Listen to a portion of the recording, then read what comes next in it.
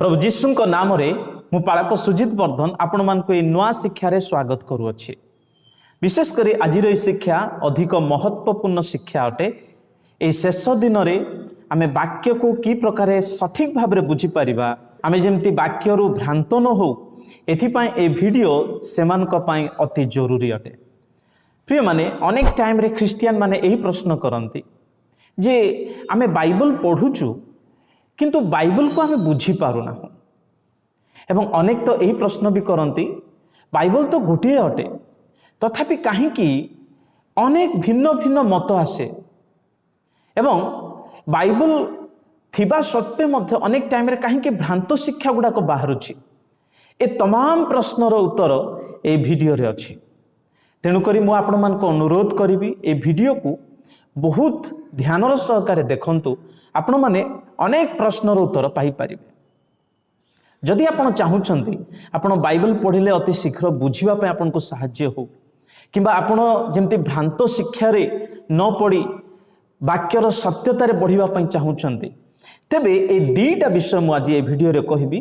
ताहा जदि आपण माने प्रयोग करूथिबे ताहले निश्चय आपण केबे वाक्य रे भ्रांत हेबे नाही एवं आपण वाक्य बुझिबा पय आपण को बहुत सहाय्य हबो। तेणु ए दीटा विषय को बहुत ध्यान दियंतु। प्रथम कथा हला कॉन्टेक्स्ट, जहा कि संदर्भ बा प्रसंग। आपण माने भाबुतबे कॉन्टेक्स्ट कौन अटे? प्रिय माने कॉन्टेक्स्ट होउची विशेष करी कोनसी शब्द बा कोनसी फ्रेज रो बा कोनसी पद हो बा पैसेज रो तार पूर्व पर प्रसंग बा तार सराउंडिंग परिस्थिति रो पृष्ठभूमि को कॉन्टेक्स्ट बोली कहा जाए। तेणुक बाइबल रे प्रति शब्द, प्रति फ्रेज, प्रति पद एपरिक पैसेज एवं चैप्टर मध्य कॉन्टेक्स्ट रही। तेणु यही कॉन्टेक्स्ट को अधिक ध्यान देवा निहाती आवश्यक। मु आपण मान को उदाहरण दे बुझेबी। ए उदाहरण गुड़ाक ध्यान से शुणु, आपण क्लीयरली बुझीजिबे।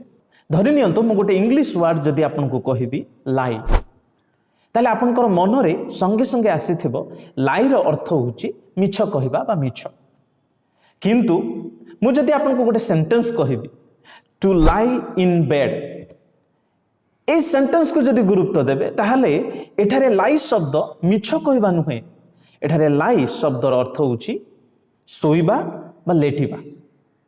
तेणु करी गोटे शब्दर अर्थ तार सेंटेंस रो कॉन्टेक्स्ट द्वारा जणा पड़े। आ गोटे उदाहरण धरंतु मु आपन को कहली पार्क। पार्क को आपन को मन रे आसीथिबो विशेष कर जो प्रमोद उद्यान। किंतु मु गोटे सेंटेंस जदि आपण माने स्क्रीन रे देखुथिबे सेंटेंस, यार अर्थ कोन? एठारे जो पार्क शब्द लिखा अछि यार अर्थ प्रमोद उद्यान नुहे, यार अर्थ होछि गाड़ी रखिबा स्थान। तेणु करी प्रिय माने कोनोसी शब्द वर्ड तार प्रकृत अर्थ तार सेंटेंस द्वारा आ ये संपूर्ण सेंटेंस ही से शब्दर कॉन्टेक्स्ट अटे। एमती अनेक शब्द अच्छी जहाँकि गोटे शब्द थाए किंतु तार मीनिंग अलग थाए। जेपरिक जदि आपण कहबे राइट, राइट कहले आपण भाबिबे ठीक भी अटे किंतु राइट कहले दक्षिण पार्श्व भी अटे। इंटरेस्ट, इंटरेस्ट कहले गोटे विषय को इच्छा करिबा एवं इंटरेस्ट कहले शुद्ध को मध्य सूचाए। अनेक शब्द एमती अच्छी गोटे शब्द हेले भी तार मीनिंग अलग थाए। ठीक से प्रकार बाइबल रे मध्य अनेक पुस्तक रे भिन्न भिन्न शब्द लिखाई थाए किंतु तार प्रकृत अर्थ जानिबा को हेले आमान को तार कॉन्टेक्स्ट को देखिबा को पड़े। तेणु करी प्रिय माने केबे भी बाइबल रो कोनसी शब्द, कोनसी फ्रेज को बुझिबा को हेले केबे आउट ऑफ कॉन्टेक्स्ट नियंतु नाही, सब बेले कॉन्टेक्स्ट को ध्यान दियंतु, तेबे आपण भ्रांत हेबे नाही। मु आपण को बाइबल रो गोटे उदाहरण देबी जे आपण बुझिबा पय सहाय्य हबो। मने कर केही जदि आपण को कहिबे जे बाइबल रे परमेश्वर नाहंती एही फ्रेज लेखा अछि, यह ठीक ना भूल, ताले आपण संगे संगे कहिबे नहीं नहीं एमती किछि नाही। किंतु प्रिय माने बाइबल रे परमेश्वर नाहंती ए फ्रेज लेखा अछि गीत संहिता तार 14:1 पदरे। किंतु ए फ्रेज लेखा बार पछर भावार्थ ता संपूर्ण भिन्न अटे। कारण गोटे फ्रेज कौन पय लेखा अछि तार कंप्लीट सेंटेंस को देखिबा द्वारा हमें जानो, तार कॉन्टेक्स्ट को देखिबा द्वारा हमें जानो। तेणु गीत संहिता 14:1 पदरे लेखा अछि मूढ़ मने मने कहि अछि परमेश्वर नाहांती।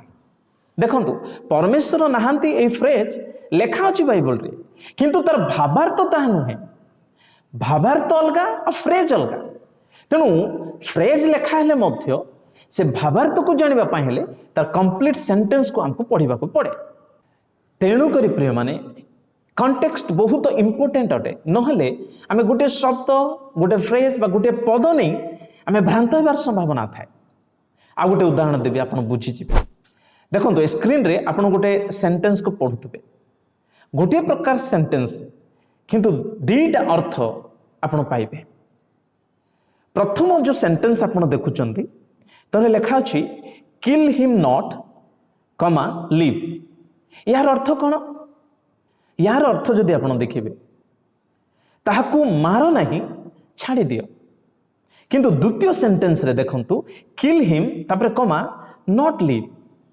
कमा जेतेबेले चेंज हो जाउछि तार अर्थ मध्य संपूर्ण ऑपोजिट हो जाउछि दुई नंबर सेंटेंस रे ताकू मारो छाड़ नहीं देखो प्रथम सेंटेंस रे ताकू मारो नहीं छाड़ी दियो किंतु सेम सेंटेंस द्वितीय रे जेतेबेले कमा बदली जाउछि ताकू मारो छाड़ नहीं एहा आमान को अधिक गुरुत्व देबा को पड़े गोटे सेंटेंस हेले भी दुई प्रकार अर्थ जेपरि बाहरुछि बाइबल रे अनेक एमिति पद रही एमिति शब्द रही जार कि अनेक प्रकार अर्थ बाहरे तेणु करी प्रिय माने बाइबल को सठिक भाव में बुझा हेले हमको कॉन्टेक्स्ट को अधिक संदर्भ को अधिक गुरुत्व देवा आवश्यक आजिकल अनेक शिक्षा बाहरी यूट्यूब रे बा ख्रीष्टीय समाज रे अनेक शिक्षक माने बाइबल को आउट ऑफ कॉन्टेक्स्ट मध्य शिक्षा दौरान तेणु करी आपण जदि भ्रांत न हेबाकु चाहुचंती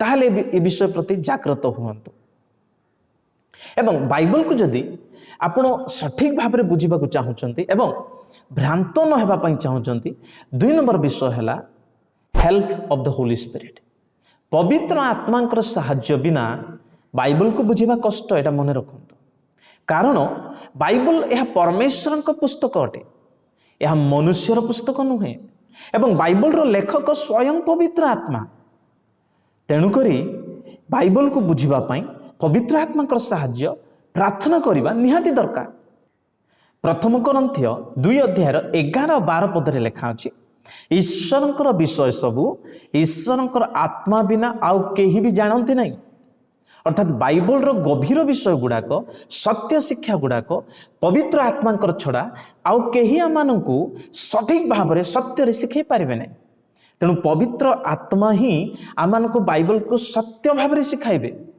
तेणुकरी जोहुन 16 अध्याय 13 पदरे लिखा अछि पवित्र आत्मा समस्त सत्य रे तुम्भको प्रवेश कराइबे ही विल गाइड यू प्रिय माने पवित्र आत्मा साहाय्य निहाती आवश्यक निज बुद्धि रे पढ़ी जे माने बाइबल को तर्जमा करती तार भावार्थ बाहर करती भूल रे पढ़िबार संभावना थाए आमे जेते एजुकेटेड हेई थाउ जेते पाठ पढ़ी नॉलेजेबल पर्सन हेले मते मन रखंतु बाइबल को पवित्र आत्मा साहाय्य बिना निज बुद्धि रे आमे बुझी परिबा नै तेणु पवित्र आत्मा साहाय्य दरकार से आमनकर ग्रेट टीचर अटंती तेणुकरी जोहन 14-26 पदरे लिखा अछि पवित्र आत्मा आसिले तुम मान को समस्त विषय शिक्षा देबे बोल लिखा अछि ही विल टीच यू से हमर शिक्षक he is the head teacher तेणुकरी प्रिय माने आमे तांको ठारे निर्भर करू जेमती कि जने स्टूडेंट मैथ विषय जानबा को हेले मैथ टीचर पाख को जाय पचारे जदि साइंस विषय जानबा को हेले साइंस टीचर पाख को जाय एवं पचारे किंतु स्पिरिचुअल विषय बाइबल रो विषय जानबा को हेले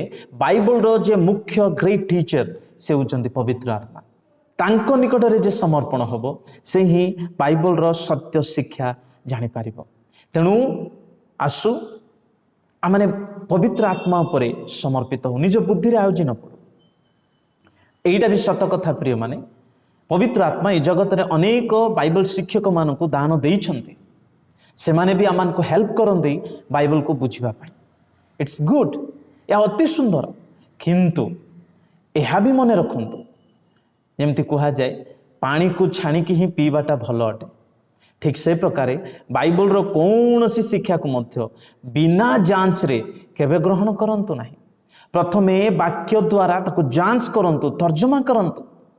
एक कथा सब बेले मन रखंतु प्रिय माने, जदि आपण न जानी रंग मेडिसिन को खाईदेवे ताले आपनकर शरीर पर क्षतिकारक हम।